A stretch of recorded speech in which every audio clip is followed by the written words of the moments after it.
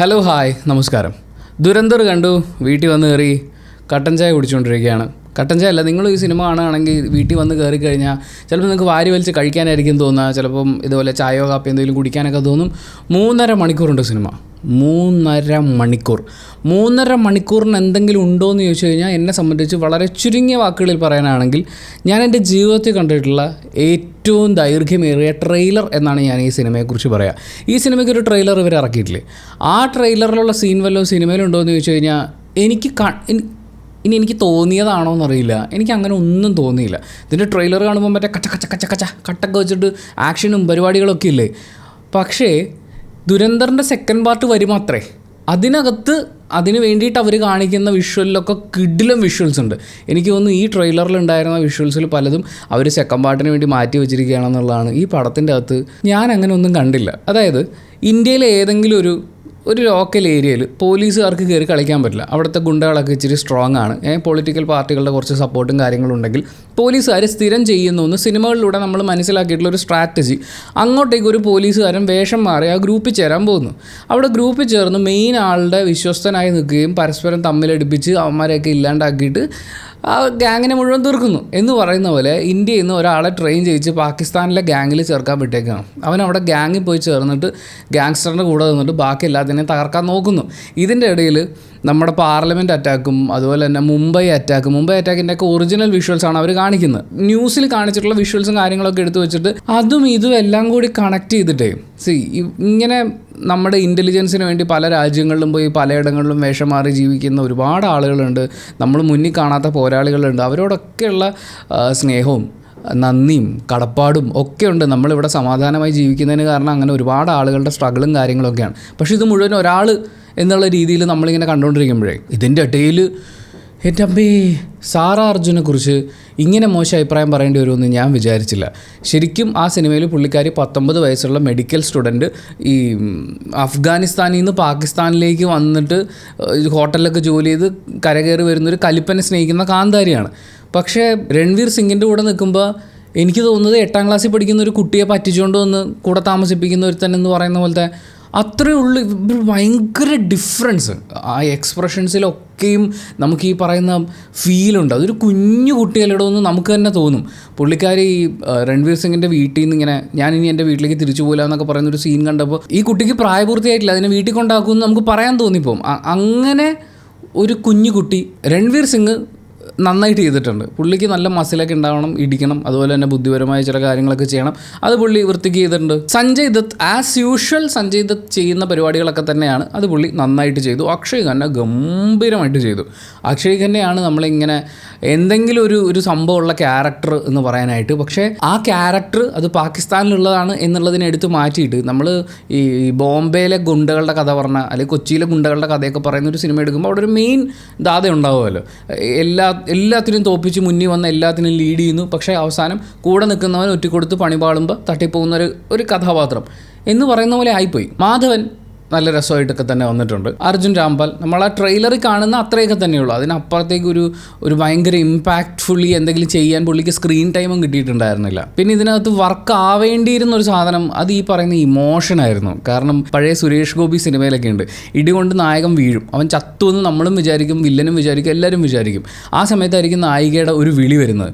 അല്ലെങ്കിൽ ചിലപ്പം ഞാൻ പണ്ട് കണ്ട ഏതോ ഒരു സിനിമയിൽ ഓം നമ ശിവായൊക്കെ കേൾക്കും. അപ്പം എന്ന് പറഞ്ഞിട്ട് മൂക്കിൽ നിന്ന് ഇങ്ങനെ ശ്വാസം വരും, മണ്ണൊക്കെ ഇളകും, നായകൻ തിരിച്ചെണീറ്റ് വരുമെന്ന് പറയുന്ന പോലെ ഇതിനകത്തും എൻ്റെ രാജ്യത്തെ ആക്രമിച്ചവൻ എന്നൊക്കെ പറഞ്ഞിട്ടാണ് ഇവന് ജീവൻ വന്ന് തിരിച്ചിടിക്കുന്നത്. അവിടെയൊക്കെ നമുക്ക് എന്തെങ്കിലും ഒരു ഇമോഷൻ ഫീൽ ചെയ്യണ്ടേ. ഒരു ഇമോഷനില്ല. ഇത് കുറേ സമയം കഴിഞ്ഞിട്ടും ഇത് എങ്ങും എത്തുന്നില്ല. നായകൻ ചോരയെ കുളിച്ച് നിൽക്കുന്നു, നായിക അവന് ഒരു പിടി ചോറ് വാരി കൊടുക്കുന്നു. അത് ഏകദേശം 2-2.5 മിനിറ്റ് നമ്മൾ കണ്ടുകൊണ്ടിരിക്കണം എന്ന് പറയുന്ന പോലെ അങ്ങനെ ആവശ്യമില്ലാത്ത എന്തൊക്കെയോ ഇട്ട് വലിച്ച് നീട്ടി പരത്തി. പക്ഷേ സെക്കൻഡ് പാർട്ട് വരുന്നത് നന്നാവുമെന്നാണ് തോന്നുന്നത്. കാരണം അതിൻ്റെ അകത്തൊരു വലിയ ജേണി ഉണ്ട്. ഇതിനകത്ത് പ്രത്യേകിച്ച് ഒന്നും തന്നെ ഫീൽ ചെയ്തിട്ടില്ല. കാര്യം എന്താണ് സംഭവിക്കാൻ പോകുന്നതെന്നുള്ളത് നമുക്കറിയാം. എന്തൊക്കെയാണ് സംഭവിക്കാൻ സാധ്യതയുള്ളത് ട്രെയിലറിൽ നിന്ന് വളരെ പ്രഡിക്റ്റബിളുമാണ്. അത് കഴിഞ്ഞിട്ട് ഇത്രയും നല്ല ആർട്ടിസ്റ്റുകൾ ടെക്നിക്കലി ഇത്രയും നന്നായി എടുക്കാനുള്ള ബഡ്ജറ്റും കാര്യങ്ങളൊക്കെ ഉണ്ടായിട്ടും നമ്മൾ ഈ പാകിസ്ഥാനിലെ പൊളിറ്റിക്സും കാര്യങ്ങളും ഇതെല്ലാം കാണുമ്പോൾ എന്താ സംഭവം എന്ന് വെച്ച് കഴിഞ്ഞാൽ നമുക്ക് പാകിസ്ഥാനെ തകർക്കണം എന്ന് പറയുന്ന അങ്ങനെ ജയ് വിളിക്കാൻ വേണ്ടി തിയേറ്ററിൽ പോകുന്ന ഒരു ഓഡിയൻസിന് ചിലപ്പോൾ പറ്റുമായിരിക്കും. ഞാനിത് കാണുന്ന സമയത്ത് ഇതൊക്കെ തന്നെയാണ് നമ്മൾ സിനിമകളിൽ കണ്ടുകൊണ്ടിരിക്കുന്നത്. ഞാനിതൊരു സിനിമയായിട്ടാണ് കാണുന്നത്. അതിനപ്പുറത്തേക്ക് ഞാനത് കാണണമെങ്കിൽ എനിക്കത് ഇമോഷണലി കണക്ട് ആവണം. എനിക്ക് ഇമോഷണലി കണക്ട് ആവുന്ന ഒരു സീനും ഉണ്ടായിരുന്നില്ല. ഇങ്ങനെ അങ്ങ് പോവാണ്. ഇതിൻ്റെ ഇടയിലാണ് ഈ റൊമാൻസ് സഹിക്കാൻ പറ്റാത്തത്. എന്നിട്ട് നായിക അയ്യോ അങ്ങനെ ഇരുന്ന് തീർത്ത 3.5 മണിക്കൂർ. അതിനെക്കുറിച്ച് റിവ്യൂ പറയാൻ വേണ്ടിയിട്ട് ഇനി എനിക്ക് സ്ക്രിപ്റ്റ് എഴുതി കളയാൻ സമയമില്ലാന്ന് തോന്നിയതുകൊണ്ടാണ് ഞാൻ യാതൊരു പരിപാടികളും ഇല്ലാതെയാണ് ഇപ്പോൾ ഇത് ഷൂട്ട് ചെയ്തത്. എനിക്കത് എൻ്റെ തലേന്ന് പോകണമെന്നുണ്ട്. കാര്യം 3.5 മണിക്കൂർ നമ്മൾ ഇത് തന്നെ കണ്ടുകൊണ്ടിരിക്കുകയാണ്. ഫുള്ള് ഡ്രൈ ആയിട്ടുള്ള ഒരു കാലാവസ്ഥയും സ്ഥലവും ആ വണ്ടിയും വെടിവെപ്പും പരിപാടികളും ഒക്കെ ഇങ്ങനെ പൊയ്ക്കൊണ്ടിരിക്കുക. പക്ഷേ ഇതിനകത്തൊന്നും എനിക്കൊന്നും തോന്നിയില്ല. അക്ഷയ് തന്നെ ഗംഭീരമായിട്ട് ചെയ്തിട്ടുണ്ടെന്നുള്ളത് മാറ്റി നിർത്തിയാൽ മ്യൂസിക് നല്ല രസമുണ്ടായിരുന്നു. വിഷ്വൽസ് അവർ ചെയ്യാവുന്നതിൻ്റെ നല്ല വൃത്തിക്കൊക്കെ തന്നെ ചെയ്തു വെച്ചിട്ടുണ്ട്. പക്ഷേ അങ്ങോട്ട് ഒക്കെയാണല്ലോ സിനിമ ഒന്നും തോന്നിയില്ല. ഞാൻ തിയേറ്ററുകാരുടെ അവസ്ഥയാണ് ആലോചിക്കുന്നത്. കാരണം മറ്റേതൊരു സിനിമയാണെങ്കിലും അവർക്കൊരു 4 ഷോ 5 ഷോ ഒക്കെ കളിക്കാൻ പറ്റുമായിരിക്കും. ഈ സിനിമ വെച്ചുകൊണ്ട് ഒരു ദിവസം ഒരു 3 ഷോയൊക്കെ മാക്സിമം കളിക്കാൻ പറ്റുള്ളൂ. രാവിലത്തെ ഷോ തുടങ്ങിക്കഴിഞ്ഞാൽ അത് തീരുമ്പോഴേക്കും ഉച്ചയ്ക്ക് ഊണ് കഴിഞ്ഞിട്ടുണ്ടാവും. ഉച്ചയ്ക്കൊരു ഷോ തുടങ്ങിക്കഴിഞ്ഞാൽ അത് തീരുമ്പോഴേക്കും സന്ധ്യയ്ക്ക് വിളക്ക് വെച്ചിട്ടുണ്ടാവും. സന്ധ്യയ്ക്കൊരു ഷോ തുടങ്ങിക്കഴിഞ്ഞാൽ അത് തീരുമ്പോഴേക്കും അർദ്ധരാത്രി എല്ലാവരും ഉറങ്ങിയിട്ടുണ്ടാവും. അങ്ങനെ 3 ഷോയാണ് ഈ സിനിമയ്ക്ക് ആകെ കളിക്കാൻ പറ്റുക. തിയേറ്ററുകാർക്ക് എന്ത് ലാഭമാണ് ഇതിലെന്നുള്ളത് എനിക്ക് മനസ്സിലാവുന്നില്ല. എന്നാൽ തിയേറ്ററിൽ പിടിച്ചിരുത്താൻ പറ്റുന്ന മക്കളെ പോയി കാണുക കേട്ടോ, ഇതൊരു ഗംഭീര സിനിമയാണ് എന്ന് നിങ്ങളോട് പറയാൻ തോന്നുന്ന ഒന്നും തന്നെ എനിക്ക് തോന്നിയിട്ടുമില്ല. പക്ഷേ അടുത്ത പാർട്ട് പൊളിക്കും എന്ന് പറയുന്ന ഒരു ഫീലുണ്ട്. ഇതൊരു ട്രെയിലറായിട്ടാണ് ഞാൻ കൺസിഡർ ചെയ്യുന്നത്. പക്ഷേ ഇച്ചിരി നീളം കൂടിപ്പോയി എന്നുള്ളതാണ്. നാഷണൽ അവാർഡ് കിട്ടിയിട്ടുള്ള ആദിത്യ ധർ ആണ് ഈ സിനിമ സംവിധാനം ചെയ്തിട്ടുള്ളത്. ആ പ്രതീക്ഷയിലാണ് ഞാൻ തിയേറ്ററിൽ സിനിമ കാണാൻ വേണ്ടിയിട്ട് പോകുന്നത്.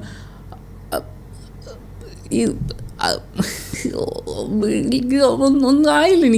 എനിക്കൊന്നും ആയില്ല. ഞാനിങ്ങനെ വെറുതെ ഇരുന്ന് കാണാം. ഇതിനകത്ത് ഈ വെടി പൊട്ടിക്കുന്ന സീനുകളുണ്ട്, ഗ്രനേഡ് എറിയുന്ന സീനുകളുണ്ട്, പിന്നെ ഒരു ഭയങ്കര മല്ലനായിട്ടുള്ള ഒരാൾ വന്ന് ഗ്രനേഡ് എല്ലാം എറിഞ്ഞ് പൊട്ടിച്ച് തീർത്തിട്ട് തോക്കെടുത്ത് വെടി വെക്കുന്നത്. അതായത് പാകിസ്ഥാൻകാർ ക്രൂരന്മാരാണ്. നമ്മുടെ ഇവിടെ മുംബൈ അറ്റാക്ക് നടക്കുന്ന സമയത്ത് അവിടെ അടിച്ചു പൊളിച്ച് ഇവിടുന്ന് അങ്ങോട്ട് നിർദ്ദേശമൊക്കെ കൊടുത്തിട്ട് സന്തോഷിച്ചിരിക്കുന്ന പാകിസ്ഥാൻകാരെ നമ്മൾ കാണുന്നുണ്ട്.